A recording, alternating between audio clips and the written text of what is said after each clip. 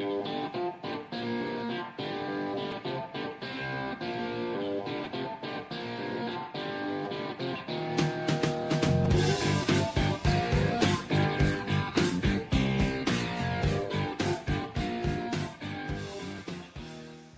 guys, it's Cobra DVS here, and it is time for another review. I realized that I hadn't really done a review in a long time. I've been focusing more on the little series, like the Sega vs. Nintendo and the Quest for the Best Movie Game, so I'm going to get back to just doing a review. And this is a long overdue review, and I can't believe I haven't done it, but it is a review of the Sega 32X. Now, since I recently made my choice to basically collect Sega only for a little while. That will include the 32X. And I've been looking up some 32X stuff.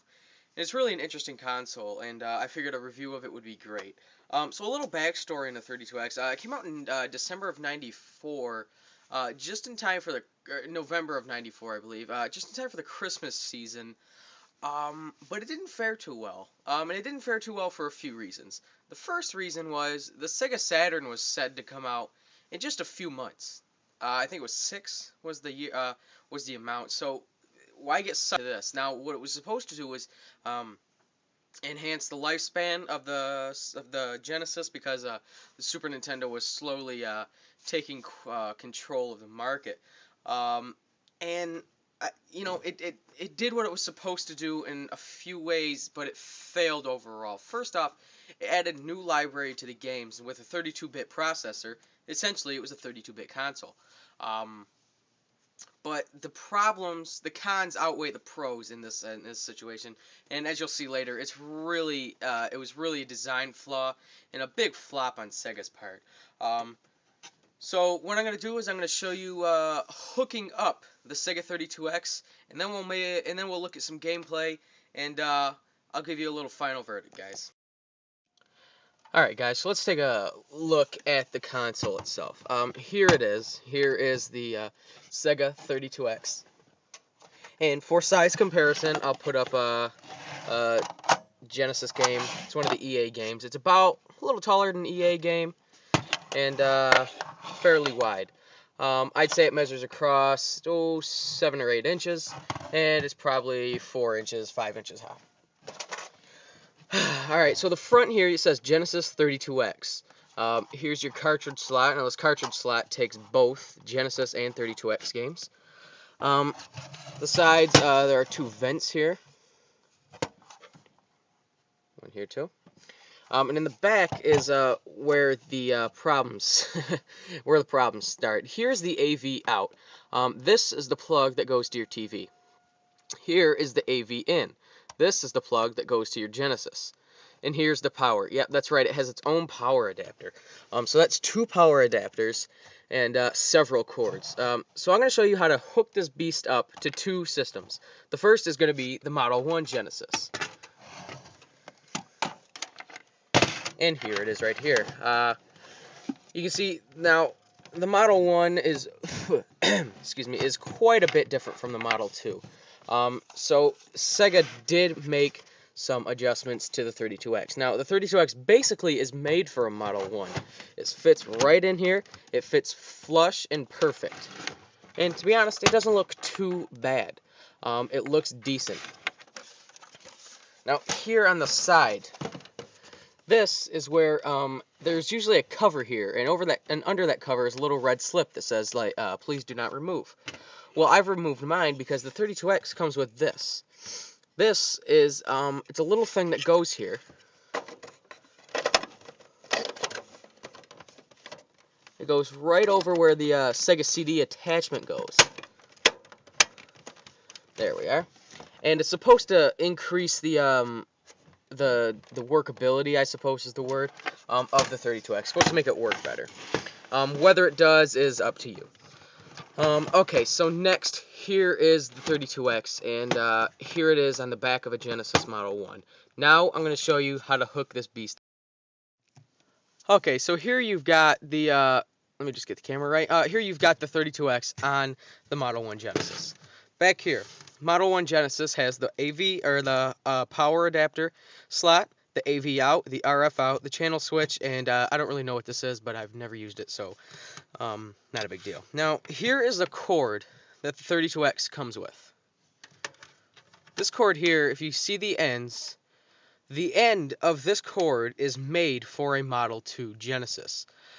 That's right, though it's shipped with this cord, well, let me say this, it sits flush with the Model 1 Genesis, but it's shipped with a cord for a Model 2. Okay, well, we'll get into that later with the Model 2 Genesis, but let's just take a look here. This cord will not fit a Model 1 Genesis, so you have to track down this. This cord, this plugs into the 32X, and this in the back to a Model 1. So let's go ahead and do that now.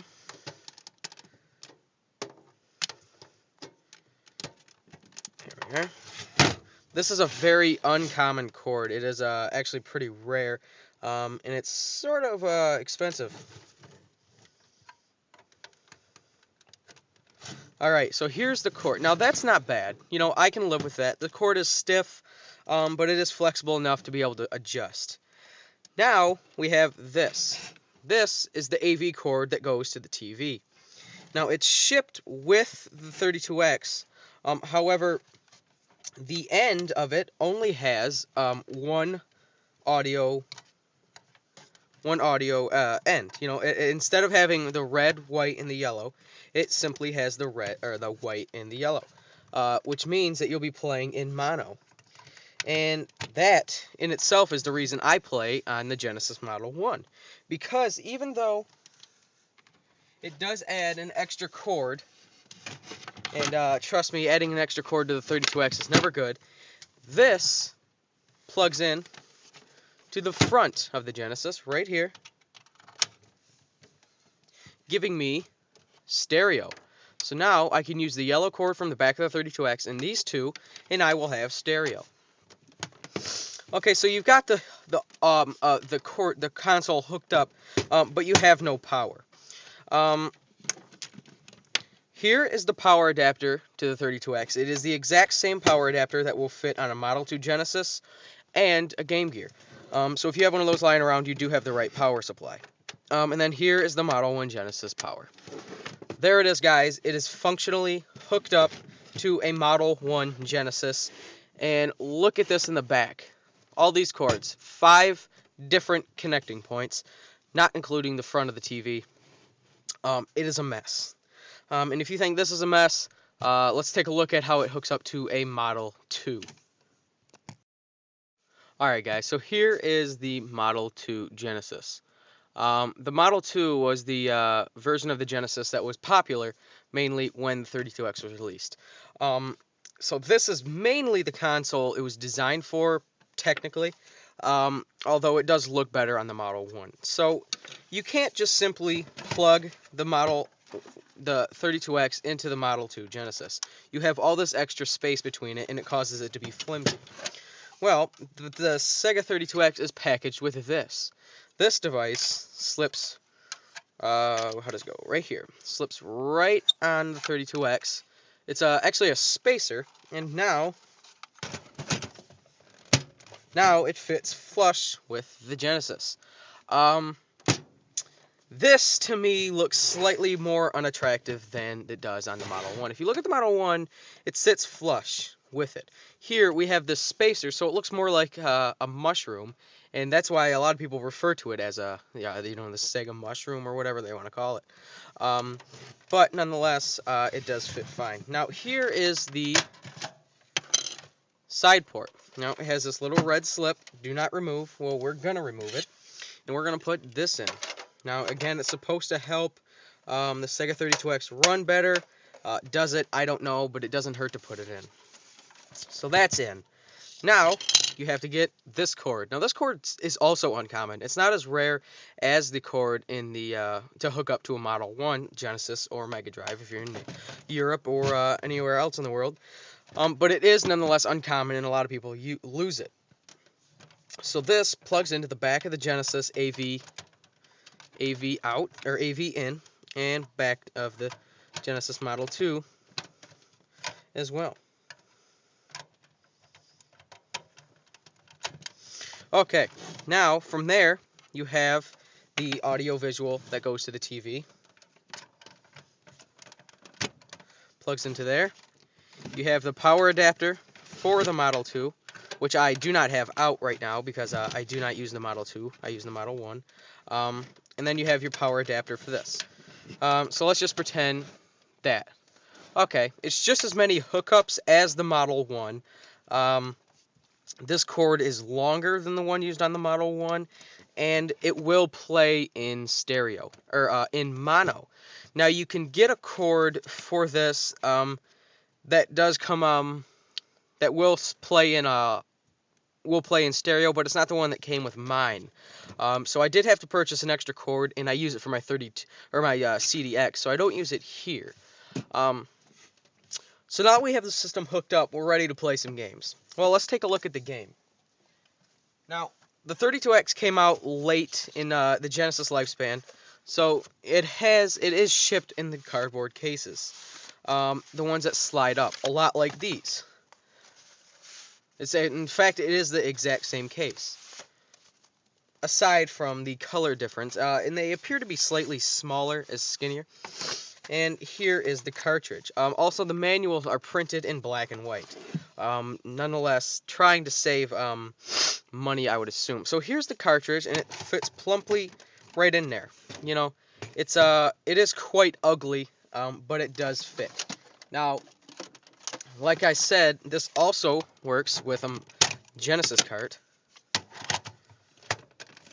Works fine. And it will also, although there are some compatibility issues, work with these. Sometimes people can't get these to work. I've had no trouble. Alright, and that is the Sega 32X. Now, it is a pain to hook up to a degree. There are a lot of cords. But I think you'll realize that once you plug it in and set it up, it's really not a bad console, and I think you deserve to give it a chance. So let's look at some gameplay, guys. Alright guys, here is the Sega 32X. This is Knuckles Chaotix. This is, some say it's the best and one of the only reasons to get a 32X. It's definitely one of the best games, there's no question. But there are other reasons to get a 32X, and I'll explain that later. Basically, all this game is a, we'll just start a new game. It's sort of like a glorified Sonic. It's,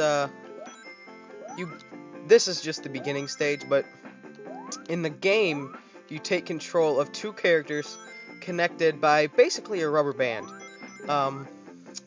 It adds to the gameplay, and it's not just your average Sonic game. So it's different than, say, Sonic 1, 2, or 3. Here you go. You can see it here. I'm connected to, I don't know her name. There are a bunch of new characters in this game. And it does tell you their name, but I just do not know what the name is.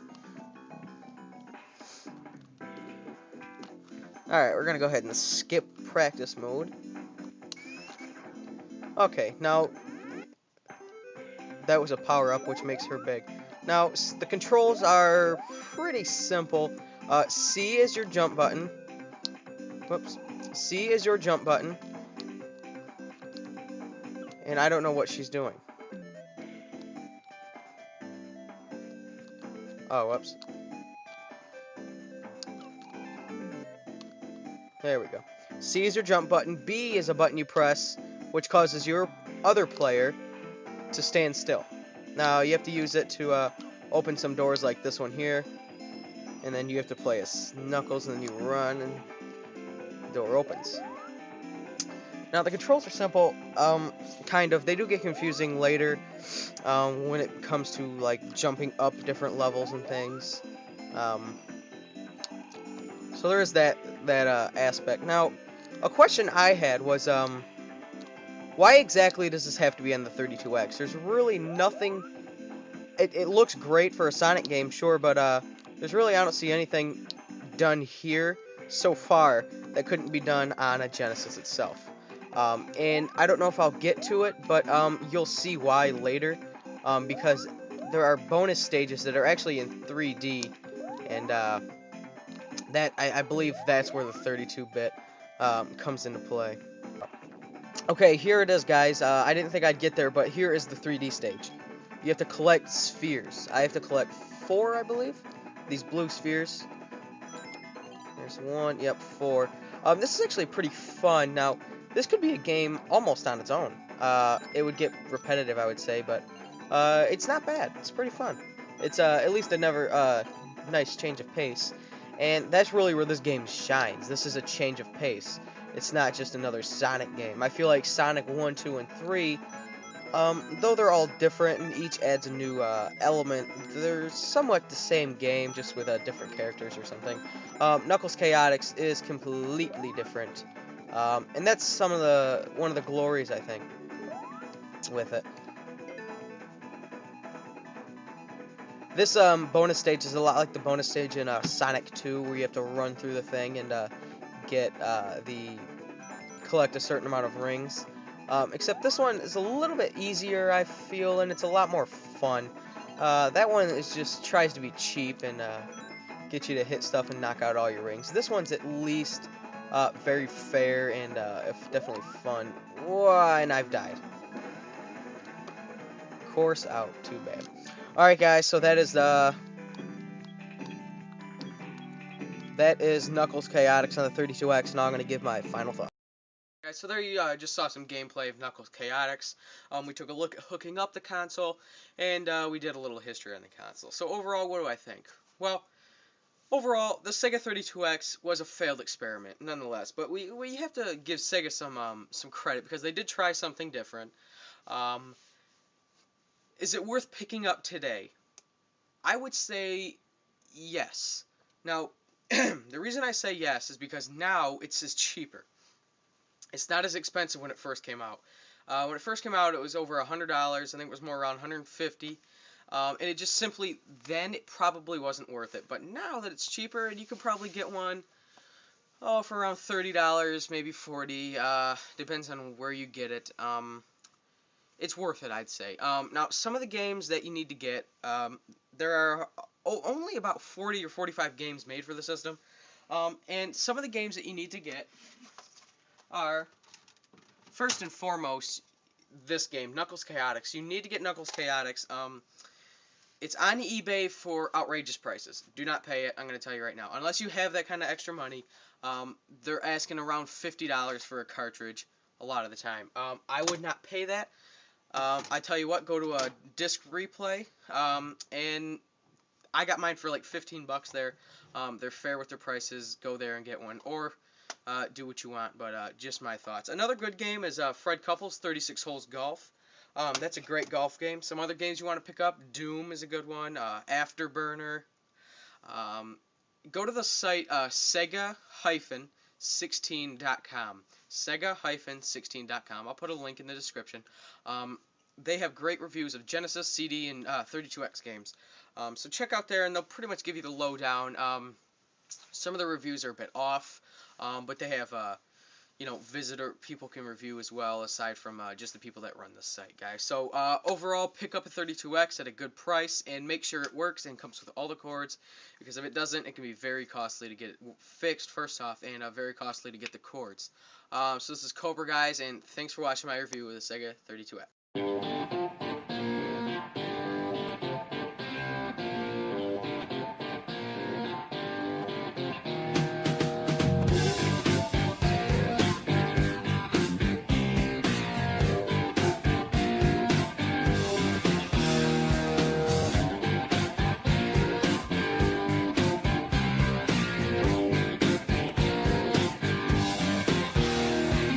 The cons outweigh the pros in this situation, and as you'll see later, it was really a design flaw and a big flop on Sega's part. So what I'm going to do is I'm going to show you hooking up the Sega 32X, and then we'll look at some gameplay, and I'll give you a little final verdict, guys.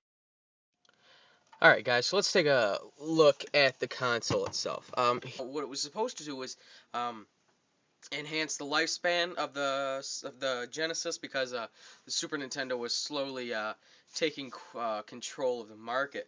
And it did what it was supposed to do in a few ways, but it failed overall. First off, it added new library to the games, and with a 32-bit processor, essentially it was a 32-bit console. Um, but the problem is, like the Sega versus Nintendo and the quest for the best movie game. So I'm gonna get back to just doing a review. And this is a long overdue review, and I can't believe I haven't done it, but it is a review of the Sega 32X. Now, since I recently made my choice to basically collect Sega only for a little while, that will include the 32X. And I've been looking up some 32X stuff, and it's really an interesting console, and I figured a review of it would be great. So a little backstory in the 32X. It came out in December of '94, just in time for the November of '94, I believe, just in time for the Christmas season. But it didn't fare too well. And it didn't fare too well for a few reasons. The first reason was the Sega Saturn was said to come out in just a few months. I think it was 6 was the year, was the amount. So why get sucked into this now?